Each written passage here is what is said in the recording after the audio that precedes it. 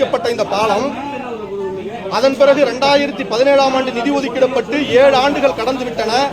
ஆனால் அரசு அதிகாரிகள் அப்பொழுதெல்லாம் ஒரு எந்த காரணத்தையும் சொல்லாமல், தாமதத்திற்கு காரணம் சொல்லாமல், இன்றைக்கு இந்தியா சிமெண்ட் ஆலை தான் நிலங்களை கையகப்படுத்த முடியவில்லை, அதுதான் இந்த தாமதத்திற்கு காரணம் என்று நொண்டி சாக்கு சொல்லிக் கொண்டிருக்கிறார்கள். இதை இந்த பகுதி வாழ் மக்களும் நாங்களும் ஏற்றுக்கொள்வதற்கு தயாராக இல்லை. ஏனென்று சொன்னால், ஒரு ஒப்பந்தம் விடப்படுகிறது என்று சொன்னால் உடனடியாக நிலத்தை கையகப்படுத்த வேண்டிய கடமையும் பொறுப்பும் அரசு அதிகாரிகளுக்கு இருக்கிறது. ஆகவே இந்த பாலம் நடைபெறாமல் தாமதத்திற்கு காரணம் கான்ட்ராக்டரும் அரசு அதிகாரிகளும் தான் என்பதை இந்த பகுதி மக்களின் சார்பாக சொல்லிக்கொள்ள கடமைப்பட்டிருக்கிறோம். ஆகவே எந்த காரணமாக இருந்தாலும் இத்தனை ஆண்டுகள் கிடப்பிலே இருப்பதை எங்களால் ஏற்றுக்கொள்ள முடியாது. அனைத்து தரப்பட்ட மக்களும் பாதிக்கப்பட்டிருக்கிறோம். ஆகவே எங்கள் உணர்வுகளை இந்த அரசு புரிந்து கொள்ள வேண்டும். இல்லை என்று சொன்னால் குடும்பம் குடும்பமாக வந்து ஆயிரக்கணக்கான மக்களை திரட்டி மிகப்பெரிய போராட்டத்தை நடத்துவோம் என்பதை எச்சரிக்கையாக இந்த அரசுக்கும் அதிகாரிகளுக்கும் சொல்ல கடமைப்பட்டிருக்கிறோம். 2013ஆம் ஆண்டு மறைந்த முன்னாள் முதலமைச்சர் அம்மையார் ஜெயலலிதா அவர்கள் மாவட்ட ஆட்சியர் மாநாட்டில் அரியலூர் மாவட்டத்தையும் கடலூர் மாவட்டத்தையும் இணைக்கக்கூடிய மேம்பாலம் கட்டப்படும், செந்துறையிலிருந்து பெண்ணாடம் வரையில 22 கிலோமீட்டர் சாலையை தரம் உயர்த்தி வழங்கப்படும் என்று அறிவிப்பு வெளியிட்டார். அதன் பிறகு சில ஆண்டுகள் நிதி ஒதுக்கப்படாமல் இருந்தது. அதன் பிறகு 2017ஆம் ஆண்டு அதிமுகவினுடைய முதலமைச்சர் எடப்பாடியார் அவர்களை நேரடியாக அனைத்து கட்சி குழு சந்தித்து நிதியை பெற்றோம். 11 கோடி நிதி ஒதுக்கீடு செய்யப்பட்டது. ஆனால் 2017ஆம் ஆண்டு வரை இதுநாள் வரையில் அந்த மேம்பால பணி தாமதமாக நடைபெற்றுக் கொண்டிருக்கிறது. பல்வேறு போராட்டங்களை நடத்தி, ஆர்ப்பாட்டங்களை நடத்தி, மக்கள் திரளை திரட்டி போராட்டங்களை நடத்திதான் இந்த மேம்பாலங்கள் கட்டப்பட்டு வருகின்றன.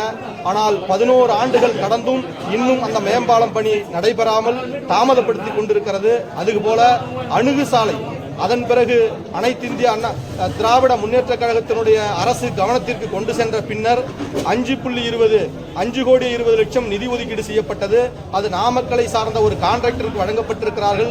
ஆனால் இதுநாள் வரையில் 20% பணி கூட நடைபெறாமல் இந்த பகுதி மக்கள் மிகப்பெரிய சிரமத்திற்கு ஆளாகி கொண்டிருக்கிறார்கள். பள்ளி கல்லூரி மாணவர்கள் மழைக்காலங்களில் செல்ல முடியாத ஒரு நிலை இருக்கிறது. விவசாயிகள் விளைவிக்கக்கூடிய விளைபொருள்களை சந்தைப்படுத்த முடியாத நிலை இருக்கிறது. ஒழுங்குமுறை விற்பனை கூடத்திற்கு விருதாசனத்திற்கு செல்ல வேண்டிய தேவை இருக்கிறது. அது மட்டுமல்லாமல் நோயாளிகள் இன்றைக்கு மருத்துவமனைக்கு செல்ல வேண்டும் என்றாலும் பெண்ணாடம் கடலூர் மாவட்டத்தை சார்ந்த பெண்ணாடத்திற்கு செல்ல வேண்டியது இருக்கிறது. இந்த பாலம் கட்டப்படாத காரணத்தினால் 16 கிலோமீட்டர் சென்று வரக்கூடிய மிகப்பெரிய சிரமத்திற்கு ஆளாகி கொண்டிருக்கிறார்கள். ஆகவே அரியலூர் மாவட்டத்தையும் கடலூர் மாவட்டத்தையும் இணைக்கக்கூடிய இந்த பாலத்தையும் அணுகு சாலையும் உடனடியாக முடிக்கப்பட வேண்டும். ஏன் என்றே தெரியவில்லை. 11 ஆண்டுகள் கழித்தும் அந்த கான்ட்ராக்டரை அந்த மேம்பாலத்தையும் அணுகு சாலையையும் கட்டி முடிக்கப்படாமல் எந்த நடவடிக்கையும் எடுக்கவில்லை இந்த அரசு, இந்த ஆட்சியாளர்கள் என்பதை இந்த பகுதியை சார்ந்த மக்கள் மிகப்பெரிய மன உளைச்சலுக்கு ஆளாகி கொண்டிருக்கிறார்கள். ஆகவே இந்த அரசு உடனடியாக இந்த மேம்பாலத்தையும் அணுகு சாலையும் அமைத்துக் கொடுக்க வேண்டும். அனைத்து கட்டிடங்களும் இங்கே நடந்து கொண்டிருக்கிற பல்வேறு கட்டிடங்கள் வேலை முடிக்கப்பட்டிருக்கிறது, தரைப்பாலங்கள் கட்டப்பிடிக்கப்பட்டிருக்கின்றன. ஆனால் இந்த கோட்டைக்காடு வெள்ளாற்று பாலம் மட்டும் 11 ஆண்டுகள் கடந்தும் இன்னும் முடிக்கப்படவில்லை என்பது இந்த பகுதி மக்களுடைய மிகப்பெரிய எதிர்பார்ப்பாக இருக்கிறது. ஆகவே இந்த பகுதி மக்களுடைய நிலைகளை உணர்ந்து கொள்ள வேண்டும். மக்கள் திரளை ஏற்படுத்தி மிகப்பெரிய குடும்பமாக வந்து இந்த பாலம் இன்றியமையாத தேவையாக இருக்கிறது. அனைத்து தரப்பட்ட மக்களுக்கும் பயனடையக்கூடிய இந்த பாலத்தை இந்த அரசு அதிகாரிகள் உடனடியாக கட்டி முடிக்கப்படவில்லை என்று சொன்னால் மிகப்பெரிய போராட்டத்தை சந்தித்து கட்டி முடிப்பதற்கான நடவடிக்கை எடுக்கப்படும். அந்த அளவிற்கு இந்த அரசு எங்களை அனுமதிக்க கூடாது என்பதை கேட்டுக்கொள்கிறோம். செப்டம்பர்ல இருந்தே நடக்குது. கலெக்டர் போன 22/2 உங்களுக்கு நான் தரேன் என்னன்றது. ஆமா அந்த காப்பி செப்டம்பர்ல லேண்ட் அக்விசிஷன் ஆக்ட் என்று ஒரு சட்டம் இருக்கு.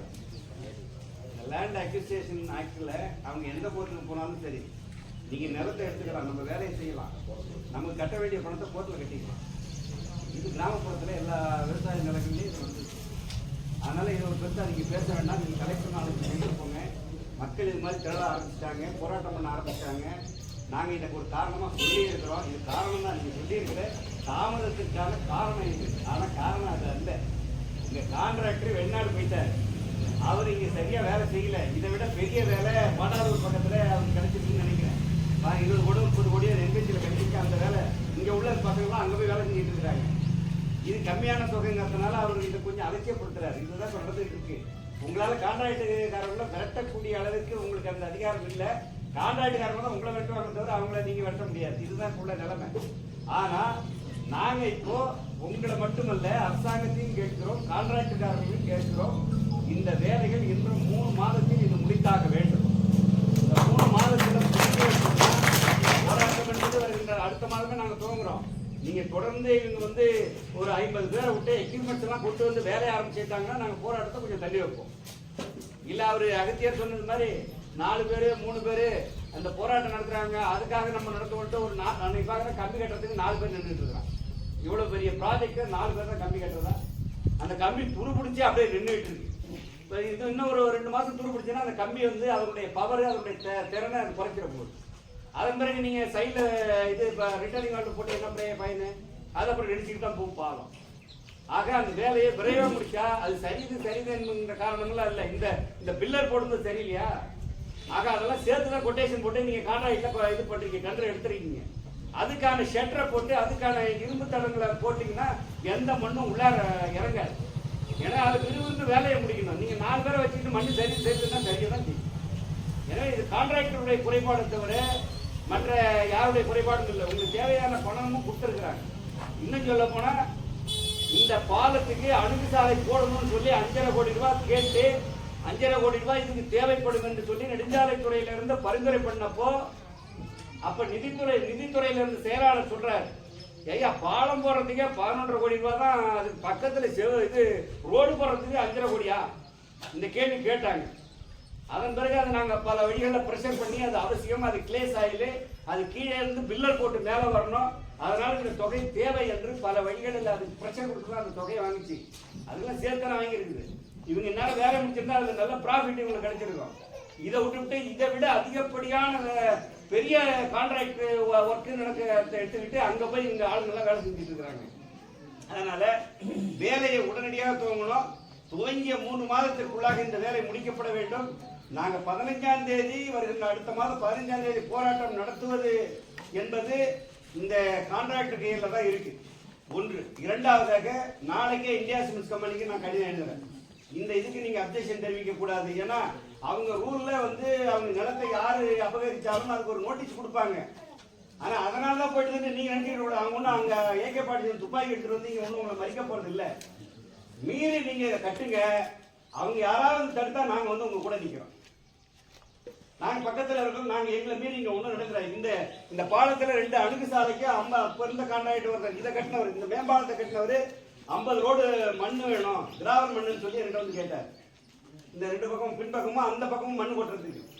அப்போ ஐயோ 50 ரோடு பத்தாதியா என்று சொல்லி நானே 70 ரோடு வேணும்னு லெட்டர் கொடுத்து அனுப்பி அந்த கம்பெனில பேசி 70 ரோடு கொட்டிச்சு. அப்புறம் அதுவும் பத்தாம வைஸ் பிரசிடன்ட் நல்ல தம்பி அவரு ஒரு 50 ரோடு சொல்லி அப்புறம் கொட்டிச்சு. காசே இல்லாமல் இலவசமாக அந்த மண் அடிச்சு கொடுத்தோம். நல்லா புரிஞ்சுங்க. ஒரு பைசா கூட யாருக்கையும் நாங்க எதிர்பார்க்கவே இல்லை. 2 லட்சம் ரூபாய் கிட்டத்தட்ட இது நாங்க செலவு பண்ணிருக்கோம். ஆனா இடையில யாரோ அதெல்லாம் பண்ணிட்டோம். நான் அந்த விஷயத்துக்கே நான் உள்ளார வரல. ஆனால் அந்த மண் அடிச்சு நாங்க அன்னைக்கு கொடுத்தோம் அந்த கான்ட்ராக்டுக்கு. அதை போல நாங்க உதவுவதற்கு தயாரா இருக்கோம். நீங்க இதுல என்ன வேலை பெண்டிங் இருக்கோ அந்த வேலையை நீங்க ஆரம்பிக்கணும். எந்த நிறுவனம் வந்து தடுத்தாலும் அதை நாங்க பார்த்துக்கோம். இதுதான் நாங்க செய்ய முடியும். கம்பெனிக்கு நாளைக்கே நான் லெட்டர் எழுதுறேன். 2வது, நீங்க இது போல தடுத்தா இப்பதான் நீங்க சொல்றீங்க இந்த செய்தியை. எங்க உள்ளாட்சி பிரதிநிதிகள் இருக்கிறாங்க, பிரசிடென்ட் இருக்கிறாரு, கவுன்சிலர் இருக்கிறாரு, சேர்மன் இருக்கிறாரு. எங்ககிட்ட சொல்லனால உங்க அதிகாரிகள் தாசில்தார் இருக்காங்க, விஓ இருக்காங்க. யாரோ ஒருத்தர்கிட்ட இப்படி ஒரு நோட்டீஸ் அனுப்பிடுது இந்த கம்பெனி அப்படின்னு நீங்க சொல்லிருந்தா அடுத்த நிமிஷம் நான் உங்கள்கிட்ட பேசுறேன். இது வரைக்கும் என்னுடைய கவனத்துக்கு இல்லை. இப்பதான் நீங்க இதை சொல்றீங்க. இது கலெக்டர் நாலேஜுக்கே இது வந்து தெரிஞ்சிருந்தா அவங்களே கூப்பிட்டு பேசுவாங்க. ஏன்னா இது ஒரு சென்சிட்டிவ் மேட்டர் இது. அதனால இது கலெக்டர் கவனத்துக்கு நீங்க கொண்டுட்டு போங்க. சென்ற முறை நான் ஒரு கலெக்டருக்கு ஒரு நோட்டீஸ் அனுப்புனேன். அப்போ கலெக்டர் வந்து பார்வையிட தாசில்தார் அனுப்புறாங்க. அந்த நேரத்தில் இது கான்ட்ராக்டர் ஒரு 4 பேர் அப்படியே வேலை செய்யற மாதிரி இங்க வந்து காட்டியிருந்தாங்க. தாசில்தார் வந்தாரு, பார்த்தாரு, வேலை நடக்குதுன்னு அவர் போய் ரிப்போர்ட் கொடுத்துட்டு அவர் போயிட்டாரு. 3ஆம் நாளே அத்தனை பேரும் போயிட்டாங்க. இது பல நேரங்களில் இங்க நடந்தது. அதனால இங்க வேலை செய்யக்கூடிய ஆட்கள், இந்த கான்ட்ராக்ட் ஒப்பந்ததாரர்கள் நாளைக்கு வந்து தொடர்ந்து வேலையை ஆரம்பிச்சாங்க. அதுக்கான இங்க இருந்த ஒரு மிஷின் கலவை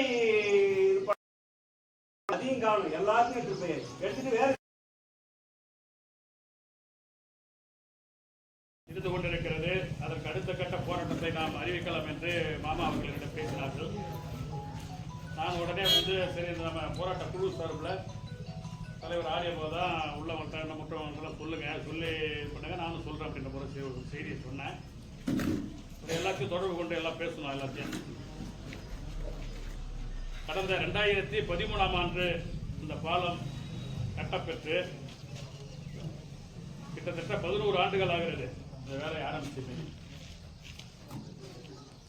இதன் பிறகு இதை சுற்றியுள்ள பாலங்கள்லாம் பார்த்தீங்கன்னா இன்னைக்கு அதன் பிறகு ஆரம்பிச்சு இன்னைக்கு வேலையை முடிஞ்சு அதில் மக்கள் பயன்பாட்டுக்கு இந்த பாலம் இன்றைக்கு மற்ற பாலங்கள்லாம் செயல்பட்டு கொண்டு இருக்கிறது. ஆனால் நம்முடைய பாலம் மட்டும் இன்னைக்கு ஏன்னு தெரியல தொடர்ந்து தொய்வாக இருந்துகிட்டு இருக்கு. இந்த தொய்வை நாங்கள் கண்டித்து இந்த போராட்டம் 2017 ஒரு போராட்டம் நடத்துறதை பற்றி இப்போ எல்லாம் சொன்னாங்க. எல்லா கிராமங்களையும் ஒருங்கிணைச்சு கிட்டத்தட்ட ஒரு 1000-2000 பேரை திரட்டி இந்த இடத்துல போராட்டம் நடத்தினோம். அதன் பிறகு சென்னை பொன்னேரியில நாங்கள் பாலத்தை ரெண்டா துண்டு எங்க பஞ்சாயத்து பாதை அங்கே இருக்கு. பொன்னேரி கிராம பஞ்சாயத்து சுற்காடு பாதையில் தான் அவங்க பாலம் இணைச்சு கொண்டு வந்துருக்காங்க. நாங்கள் அந்த பகுதியில் உள்ள பாலத்தை நாங்கள் துண்டாக்குவோம். இதை கட்ட அவங்க அனுமதி தரவில்லைன்னா இந்த போராட்டம் இது மக்களை திரட்டி 2 மாவட்டத்தையும் ஒரே இடத்துல ஒருங்கிணைத்து பொன்னேரி ரயில்வே பாலத்துக்கிட்ட மிகப்பெரிய போராட்டம் வெடிக்கும் என்பது கூட்டத்தில் வேலை தெரிவிக்கும்.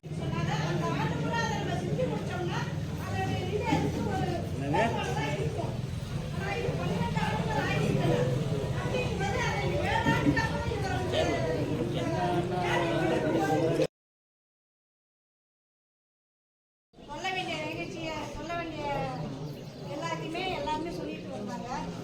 எல்லாம் அதை பற்றி தான் பேசி அவங்க வெளியில இந்த பாலமாகப்பட்டது கிட்டத்தட்ட 12 ஆண்டுகள் ஆகிவிட்டன. இது மாதிரி எந்த ஒரு ஏரியாவிலும் எந்த ஒரு மாவட்டத்திலும் இது மாதிரியான ஒரு நிகழ்ச்சி நடைபெறவில்லை. ஆனால் நாமும் 12ல் ஜெயலலிதா அம்மா அறிவிச்சு 17 போராட்டம் இந்த கோட்டையில் இருக்காங்க. இந்த போராட்டத்தை அப்போ நான் இந்த பசுகுளத்தில் தென்பேரி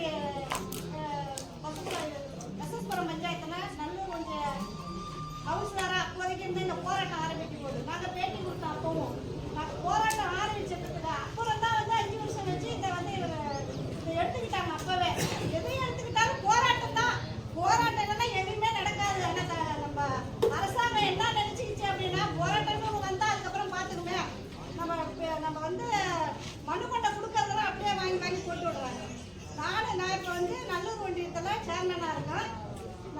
எனக்கு கலெக்டர் கூட்டம் 6 மாதத்துக்கு ஒரு வாட்டி எனக்கு கலெக்டர் கூட்டத்துக்கு நான் போவேன். ஒவ்வொரு கூட்டத்திலையும் நான் ஃபஸ்ட்டு எடுக்கிறேன். எல்லாரும் அதனால எவ்வளவு சீக்கிரம் இந்த அணுகுமுறை போட்டு பாலத்தை முடித்துக் கொடுக்குமாறு இந்த கூட்டமைப்பு சார்பாக கேட்டுக்கொள்கிறேன். நன்றி, வணக்கம். சிவகுமார் கம்யூனிஸ்ட் கட்சியிலிருந்து சிவகுமார்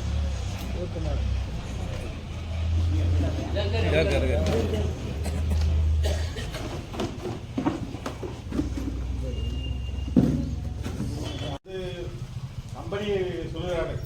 கம்பெனியை பற்றி அதிகாரிகள் கவலைப்பட வேண்டியது.